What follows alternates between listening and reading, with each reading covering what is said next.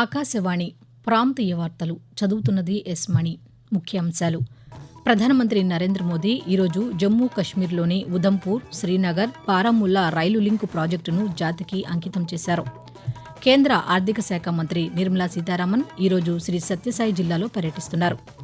Repo రేటును 6% నుంచి 5.5% తగ్గించినట్లు భారతీయ reserve bank RBI governor Sanjay Malhotra వెల్లడించారు. రాష్ట్రాన్ని పర్యాటక ఆంధ్రప్రదేశ్గా తీర్చిదిద్దుతామని పర్యాటక శాఖ మంత్రి కందుల దుర్గేష్ తెలిపారు. ఇక వార్తల్లోని వివరాలు. జమ్మూ కశ్మీర్లో పర్యటిస్తున్న ప్రధానమంత్రి నరేంద్ర మోదీ ఉదంపూర్, శ్రీనగర్, బారాముల్లా రైలు లింక్ యూఎస్బీఆర్ఎల్ ప్రాజెక్టును ఈరోజు జాతికి అంకితం చేశారు. 272 కిలోమీటర్ల పొడవు కలిగిన ఈ ప్రాజెక్టును దాదాపు 44,000 కోట్ల రూపాయల వ్యయంతో నిర్మించారు. అలాగే కట్టడాలో 46,000 కోట్ల రూపాయలతో చేపట్టిన అభివృద్ది ప్రాజెక్టులను ప్రారంభించడంతో పాటు కట్టడ శ్రీనగర్ మధ్య రైలును ప్రారంభించారు. దేశంలోనే మొట్టమొదటిసారిగా తీగలతో అనుసంధానించిన అంజీ రైల్వే కేబుల్ వంతెనను కూడా ప్రధానమంత్రి నరేంద్ర మోదీ ఈరోజు ప్రారంభించారు. రెపో రేటును 6% నుంచి 5.5% తగ్గించినట్లు భారతీయ reserve bank RBI governor Sanjay Malhotra వెల్లడించారు.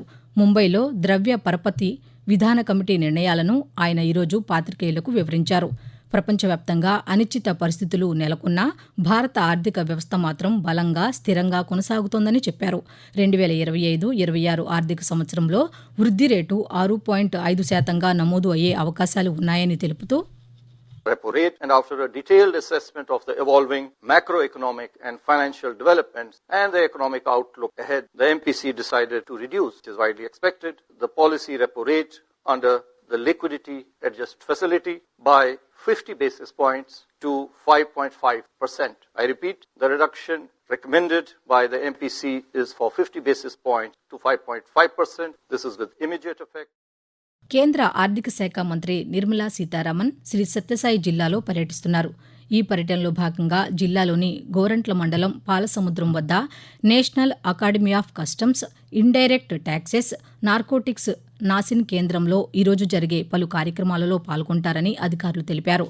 నాసిన్ కేంద్రంలో జరిగే కార్యక్రమాలలో పాల్గొనటానికి వచ్చిన కేంద్ర మంత్రిని హిందూపురం పార్లమెంట్ సభ్యులు బీకే పార్థసారథి, రాష్ట్ర ఆర్థిక శాఖ మంత్రి పయ్యావుల కేశవ్, బీసీ సంక్షేమ శాఖ మంత్రి ఎస్ సవిత, బీజేపీ నాయకులు విష్ణువర్ధన్ రెడ్డి, జిల్లా కలెక్టర్ చేతన్ మర్యాదపూర్వకంగా కలిశారు. గత దశాబ్ద కాలంలో భారత్ అనేక రంగాల్లో గణనీయమైన మార్పులు సాధించింది. సేవ, సుపరిపాలన, పేదల సంక్షేమం అనే అంశాల ఆధారంగా గత 11 సంవత్సరాలలో కీలక రంగాలలో కేంద్ర ప్రభుత్వం చేపట్టిన కార్యక్రమాలపై ప్రాంతీయ వార్తా విభాగం ప్రత్యేక కథనాలను అందిస్తోంది. ఇందులో భాగంగా దేశ నాగరికత వైభవాన్ని తెలిపేలా సాంస్కృతిక వారసత్వ పరిరక్షణ ప్రయత్నాల గురించి ఈరోజు తెలుసుకుందాం. గత దశాబ్దంలో భారతదేశ సాంస్కృతిక వారసత్వం దేశ నలుమూలలా విస్తరించింది. పురాతన దేవాలయాలు, శాస్త్రీయ సంగీతం, నృత్యం వంటి దేశ వారసత్వ అంశాలకు కేంద్ర ప్రభుత్వం కొత్త శక్తిని ఇచ్చింది. ఆధ్యాత్మిక వాతావరణాన్ని విస్తరించేలా అయోధ్యలోని రామాలయం, వారణాసిలోని కాశీ విశ్వనాథ్ ధామ్ కారిడార్, ఉజ్జయినిలోని మహాకాల్ లోక్ వంటి ప్రాజెక్టులు ప్రారంభమయ్యాయి. హిమాలయాల చెంత ఉన్న కేదార్నాథ్, బద్రీనాథ్ ధామ్ల దేవాలయాలను సందర్శించే యాత్రికుల కోసం మౌలిక సదుపాయాలను బలోపేతం చేశారు. ఈ చర్యలన్నీ భారతదేశ ఆధ్యాత్మిక, సాంస్కృతిక వారసత్వాన్ని కాపాడటంతో పాటు దేశవ్యాప్తంగా పర్యాటకాన్ని ప్రోత్సహిస్తోంది. దీని కారణంగా ప్రజలు దేశ అమూల్యమైన వారసత్వం గురించి తెలుసుకుంటున్నారు. రాష్ట్రాన్ని పర్యాటక ఆంధ్రప్రదేశ్గా తీర్చిదిద్దుతామని పర్యాటక శాఖ మంత్రి కందుల దుర్గేష్ తెలిపారు. పర్యాటకాభివృద్దిలో భాగంగా అఖండ గోదావరి పర్యాటక ప్రాజెక్టుకు జూన్ 19న రాజమహేంద్రవరంలో శంకుస్థాపన చేయనున్నామని ఈరోజు ఒక ప్రకటనలో తెలిపారు. ఉప ముఖ్యమంత్రి కె పవన్ కళ్యాణ్, రాజమహేంద్రవరం పార్లమెంట్ సభ్యురాలు దగ్గుపాటి పురంధేశ్వరి గోదావరి పర్యాటక ప్రాజెక్టుకు శంకుస్థాపన చేస్తారని చెప్పారు. గోదావరి పుష్కరాలలోపు పనులు పూర్తవుతాయని మంత్రి వివరించారు. రాష్ట్రంలో బక్రీద్ సందర్భంగా జంతువధ సమయంలో చట్టాలను పాటించాలని పశుసంవర్ధక శాఖ సంచాలకులు దామోదర్ నాయుడు ఒక ప్రకటనలో తెలిపారు. ఆవులు, దూడలను వధించినా, పరిమితికి మించి వాహనాల్లో రవాణా చేసినా గోవధ నిషేధ, పశుసంరక్షణ చట్టం ప్రకారం చర్యలు తీసుకుంటామన్నారు. మాంసం కోసం మేకలు, గొర్రెలు, కోళ్లు, చేపలు, పునరుత్పత్తికి వినియోగం కాని గేదెలను వధించేందుకు మాత్రమే అనుమతి ఉందని స్పష్టం చేశారు. ఆకాశవాణి ప్రాంతీయ వార్తలు వింటున్నారు. ప్రధానమంత్రి నరేంద్ర మోదీ నేతృత్వంలో ఎన్డీఏ ప్రభుత్వం 11 ఏళ్లు పూర్తి చేసుకున్న సందర్భంగా పలువురు హర్షం వ్యక్తం చేస్తున్నారు. దేశంలో ఎన్నో ఏళ్లుగా అపరిష్కృతంగా ఉన్న అనేక సమస్యలను పరిష్కరించారని పలువురు అభిప్రాయం వ్యక్తం చేస్తున్నారు. ఈ సందర్భంగా డాక్టర్ బీఆర్ అంబేద్కర్ కోనసీమ జిల్లాకు చెందిన ఏ సీత తన అభిప్రాయాన్ని తెలియజేస్తూ, మనకి 2014లో మోడీ గారు ప్రధానమంత్రిగా ప్రమాణ స్వీకారం చేసిన నుంచి ఈ రోజు వరకు 11 ఏళ్ల పాలన చాలా అద్భుతంగా జరుగుతుందండి. ఒక జీఎస్టీ అవ్వచ్చు, నోట్ల రద్దు అవ్వచ్చు, రామ జన్మభూమి నిర్మాణం అవ్వచ్చు, ఎన్నో పథకాలు చాలా అద్భుతంగా ప్రవేశపెడుతున్నారు. అన్ని దేశాల ప్రధానమంత్రులు కూడా భారత్తో సంబంధ బాంధవ్యాలు మెరుగుపరుచుకున్నారు. చెప్పలేనన్ని అభివృద్ధి కార్యక్రమాలు ఈ 11 ఏళ్లలో ఆయన చేశారండి. రాష్ట్రంలో మెగా డిఎస్సి పరీక్షలు ప్రారంభమయ్యాయి. పరీక్షా కేంద్రాల్లోకి ఉదయం విడతలో 9 గంటల వరకు అభ్యర్థులను అనుమతించారు. 12 గంటల వరకు మొదటి విడత పరీక్ష జరిగింది. ఇక మధ్యాహ్నం విడతలో 2 గంటలకు అభ్యర్థులను కేంద్రాల్లోకి అనుమతించనున్నారు. 2 గంటల 30 నిమిషాల నుంచి 5 గంటల వరకు పరీక్షలు జరుగుతాయి. ఈ నెల 30 వరకు పరీక్షలు కొనసాగనున్నాయి. ఇందుకోసం రాష్ట్రంలో 137, తెలంగాణ, కర్ణాటక, తమిళనాడు, ఒడిశా రాష్ట్రాల్లో 17 పరీక్షా కేంద్రాలను ఏర్పాటు చేశారు. ఇక మరోవైపు డిఎస్సి పరీక్షల ప్రారంభం సందర్భంగా అభ్యర్థులందరికీ ముఖ్యమంత్రి నారా చంద్రబాబు నాయుడు, విద్యాశాఖ మంత్రి నారా లోకేష్ శుభాకాంక్షలు తెలిపారు.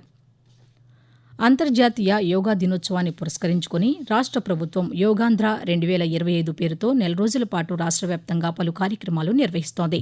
ఇందులో భాగంగా బాపట్ల, కాకినాడ, కృష్ణా, విజయనగరం జిల్లాల్లో యోగా కార్యక్రమాలు నిర్వహించారు.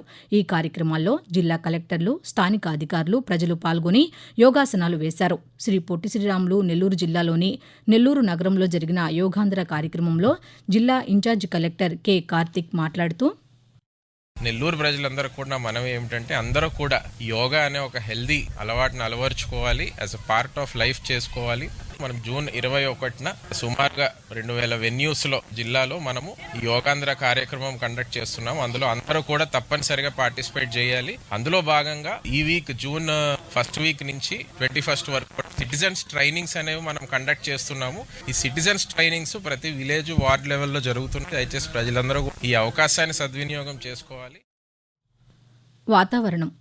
రాష్ట్రంలోని ప్రస్తుత వాతావరణ పరిస్థితి గురించి అమరావతిలోని భారత వాతావరణ కేంద్రం అధికారి బి శేఖర్ కొద్దిసేపటి క్రితం ఆకాశవాణి ప్రాంతీయ వార్తా విభాగానికి తెలియజేస్తూ, ఉత్తర కోస్తా ఆంధ్రప్రదేశ్ మరియు యానంలో ఈ రోజు తేలికపాటి నుంచి ఒక మోస్తరు వర్షాలు లేదా ఉరుములతో కూడిన జల్లులు 1 లేదా 2 చోట్ల కురిసే అవకాశం ఉన్నది. వేడి మరియు తేమతో కూడిన అసౌకర్యమైన వాతావరణం ఏర్పడే అవకాశం ఉన్నది. దక్షిణ కోస్తా ఆంధ్రప్రదేశ్ ఈ రోజు తేలికపాటి నుంచి ఒక మోస్తరు వర్షాలు లేదా ఉరుములతో కూడిన జల్లులు 1 లేదా 2 చోట్ల కురిసే అవకాశం ఉన్నది. వేడి మరియు తేమతో కూడిన అసౌకర్యమైన వాతావరణం ఏర్పడే అవకాశం ఉన్నది. రాయలసీమ ఈ రోజు మరియు రేపు తేలికపాటి నుంచి ఒక మోస్తరు వర్షాలు లేదా ఉరుములతో కూడిన జల్లులు 1 లేదా 2 చోట్ల కురిసే అవకాశం ఉన్నది. రాష్ట్ర పోలీసు విభాగంలో కృత్రిమ మేధ ఏఐ వినియోగానికి వీలుగా ప్రిజం పేరిట ప్రత్యేక విభాగాన్ని ఏర్పాటు చేయనున్నట్లు డీజీపీ హరీష్ కుమార్ గుప్తా ఒక ప్రకటనలో తెలిపారు. పోలీసు వ్యవస్థను ప్రజలకు మరింత చేరువ చేసేలా ఏఐ ఆధారిత పరిష్కారాల కోసం ఈ నెల 27 నుంచి 29 వరకు ఏఐ హ్యాకథాన్ను నిర్వహిస్తున్నామని చెప్పారు. ఈ హ్యాకథాన్లో గుర్తించిన అంశాలను క్షేత్రస్థాయి వినియోగానికి వీలుగా సిద్ధం చేసేలా ప్రిజం పనిచేస్తుందని పేర్కొన్నారు. ప్రాంతీయ వార్తలు ముగించే ముందు ముఖ్యాంశాలు మరోసారి.